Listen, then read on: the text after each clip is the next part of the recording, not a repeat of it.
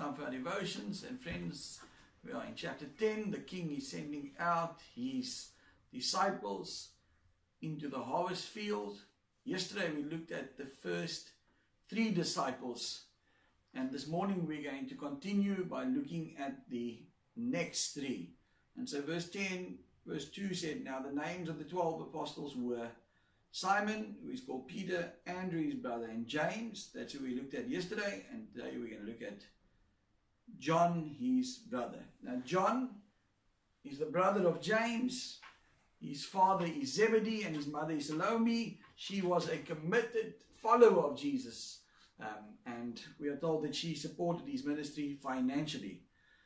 They were known as the sons of thunder because they wanted to call down fire on the Samaritans when they refused to hear the message. On another occasion, we are also told in the Bible that they saw a man who was casting out demons, but he was not part of them, and they asked the Lord to stop him. And Jesus said, "Man, he is not against us. Let him go on." Then we are told in Mark that he and James are the ones that asked Jesus for the seats of honor to sit at his left and at his right hand when he gets into his kingdom.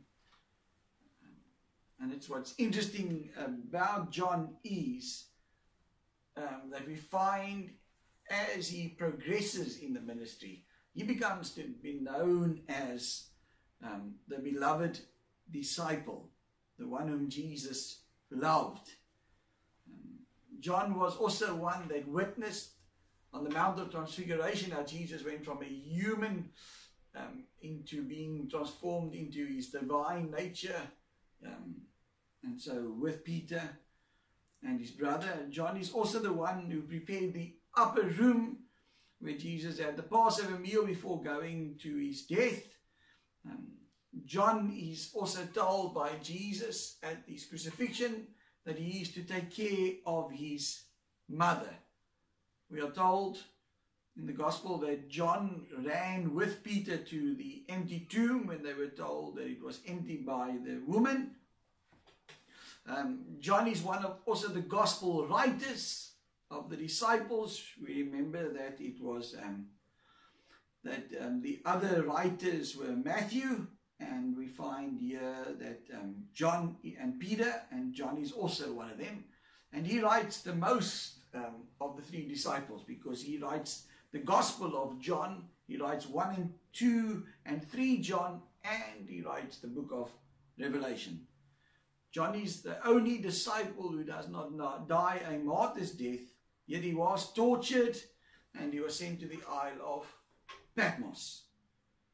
And so that's who John is. And so we find the next one that the Bible speaks about is Philip and Bartholomew. And those are the next 2 that we're going to look at. And in John 1, we read about them. It says, "The following day, Jesus wanted to go to Galilee, and he found Philip and said to him, 'Follow me.' Now Philip was from Bethsaida, the city of Andrew and Peter. Philip found Nathanael and said to him, 'We have found of whom Moses in the law and also the prophets wrote, Jesus of Nazareth, the son of Joseph.' And Nathanael said to him, 'Can anything good come from Nazareth?' Philip said to him, 'Come and see.' Jesus saw Nathanael coming toward him and said to him, 'Behold, an Israelite indeed, in whom is no deceit.'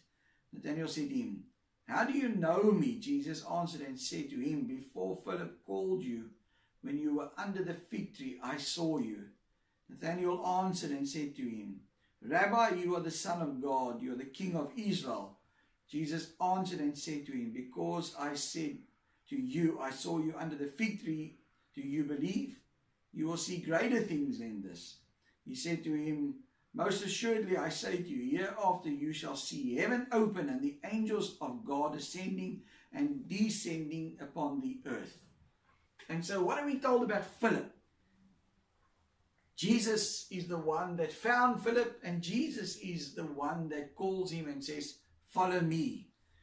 He was a Jew, but he also had a Gentile name. Philip is the one that introduces Nathanael to Jesus. He's the one that sees Christ in the Old Testament. And that's what's so wonderful. He says, come and see the man whom Moses spoke about and the prophets. Philip is the one that is approached by the Greeks as they want to meet Jesus. Philip is also, when you read in the Gospels, he's always, his name is always mentioned with Nathanael. He's always mentioned fifth in the list of all the Gospels, Matthew, Mark, Luke, and in Acts. He's the one that is mentioned. We also see that Jesus says to him, when he wanted to feed the people, he said to Philip, what are we going to do? And Philip looks and says, Lord, to feed these people, we would need more than 200 denarii. It won't even be enough to feed this crowd. Now, we see something of his character, because when Nathanael said to him, how can anything good come out of Nazareth? We see he doesn't get into an argument with him, but he says to him, come and see. And so we find Philip is also the one who says to Jesus, Lord, show us the Father, and that will be enough for us. And we find that Jesus says to him, have you been with me so long, Philip, and you do not realize that if you've seen me, you've seen the Father? And so with Philip, it was seeing was believing. And maybe this morning, because as we're working through these different characters, I'm hoping we can all identify with somebody.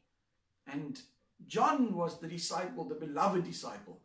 And maybe that's what God's put in your heart, because some people just have a great amount of love. But maybe you also like Philip, because Philip was the one when Jesus says, how are we going to feed these people? He doesn't see, well, Lord, you can commit a miracle. You can take these few loaves and turn it into that everyone can eat. No, mathematically, he works it out and says, man, we would need a lot of money. And then we also find that when it comes to show us the Father, and Jesus says, did you miss it by seeing me?